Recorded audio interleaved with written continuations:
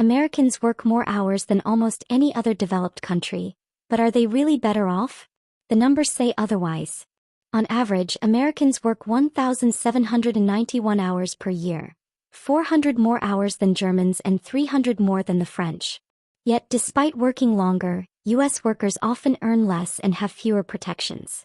In the U.S., the federal minimum wage is just $7.25 per hour, unchanged since 2009. Compare that to Germany, where the minimum wage is $12.79 per hour. Even in high-paying industries, the cost of living wipes out earnings. And then there's vacation time. In the U.S., workers are not legally guaranteed any paid vacation days. Meanwhile, European workers get 4 to 6 weeks off every year by law. The result? More stress, lower productivity, and worse work-life balance. Studies show that over 60% of American workers report feeling burned out. So why does the U.S. demand more work, but offer less pay and protection? Let's break it down. Work hard, get ahead. That's the American dream. But is it reality? In the U.S., success is often linked to hustle culture. Long hours, few breaks, and an always-on mentality. The average American works 1,791 hours per year, nearly 300 hours more than the average French worker and 400 more than the average German. Europe, on the other hand, prioritizes work-life balance. Most European countries legally require employers to provide 4 to 6 weeks of paid vacation per year. In contrast, the U.S. has no federal law guaranteeing paid leave, and 1 in 4 Americans get none at all. Beyond time off, the difference is clear in daily work culture. In France, employees have the right to disconnect. Companies cannot legally require workers to answer emails after hours. Meanwhile, in the U.S., 60% of employees say they regularly work outside normal hours. The financial picture is just as stark.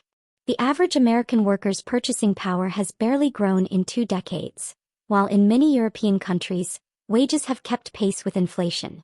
In Germany, the minimum wage was raised to $12.79 per hour, while the U.S. federal minimum wage remains stuck at $7.25, unchanged since 2009.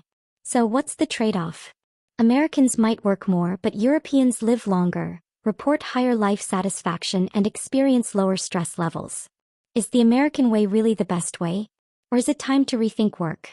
Americans work more hours than most of the developed world, yet their wages often don't match their effort. But first, let's look at the numbers.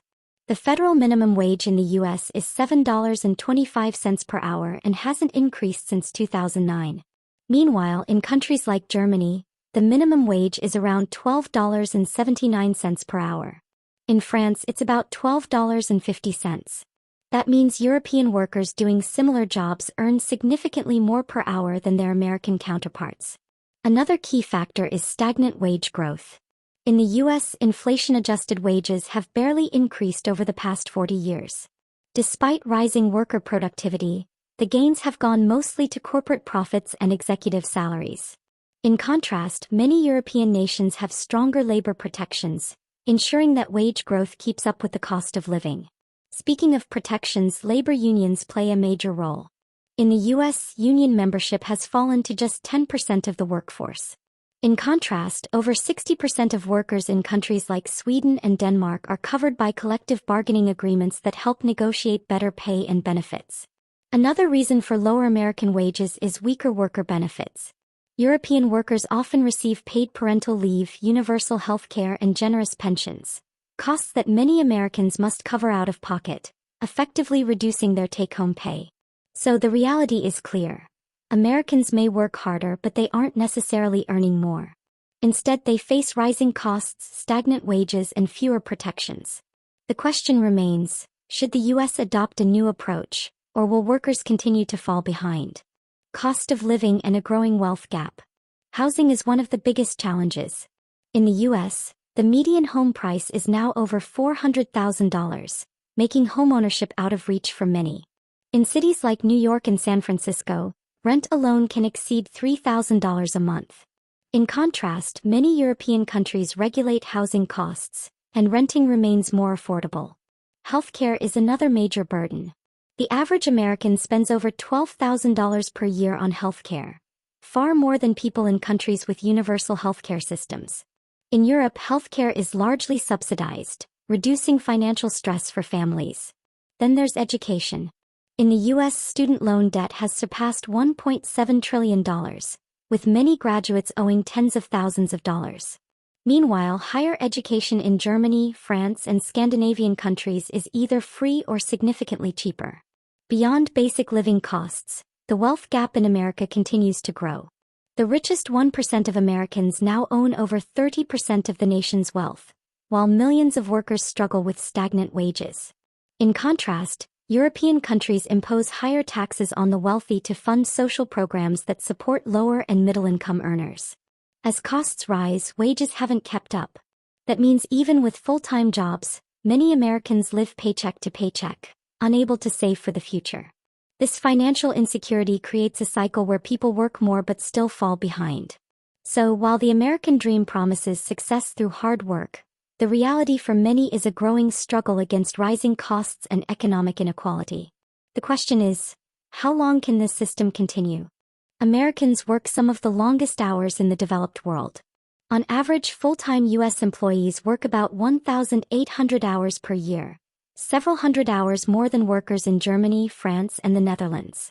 Yet, despite putting in more time, American wages have not kept pace with productivity. Over the last few decades, worker productivity in the U.S. has skyrocketed. In fact, since the 1970s, productivity has increased by over 60%. But wages? They've barely moved.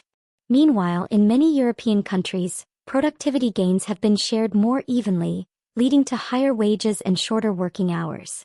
A key reason for this paradox is corporate profit distribution.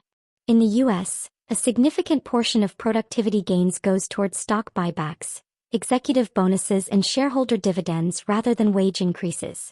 In contrast, European labor laws and union protections ensure that workers receive a fairer share of economic growth. Another factor is paid time off.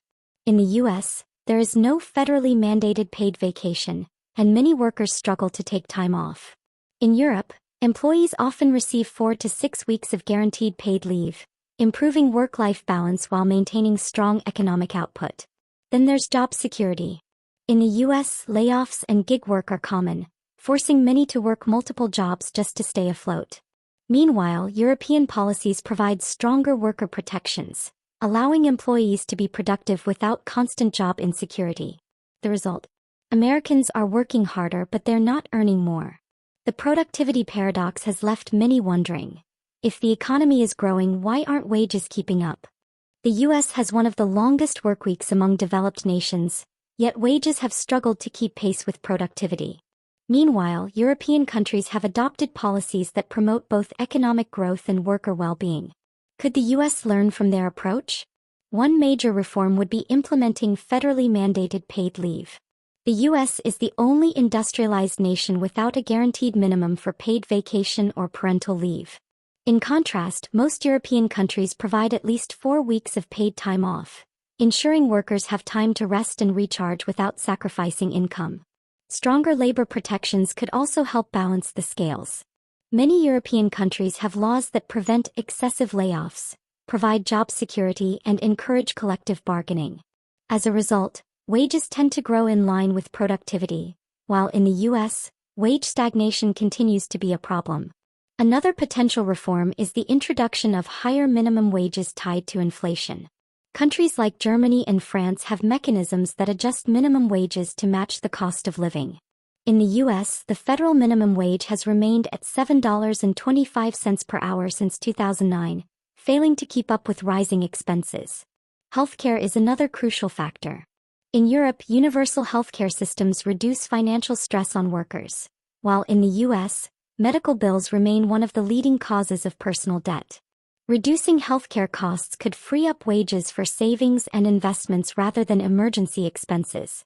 Finally, investing in worker productivity through training and education programs could create higher-paying jobs. European nations prioritize skill development, leading to a more competitive workforce and better wages. By adopting some of these policies, the U.S. could move toward a system where working more actually means earning more. The question is, are policymakers willing to make the change? The American work culture has long been defined by long hours and high productivity. Yet compared to many European nations, American workers see fewer benefits, lower wages relative to costs, and greater financial stress. The question is, where does the US go from here? If current trends continue, the gap between productivity and wages will likely widen.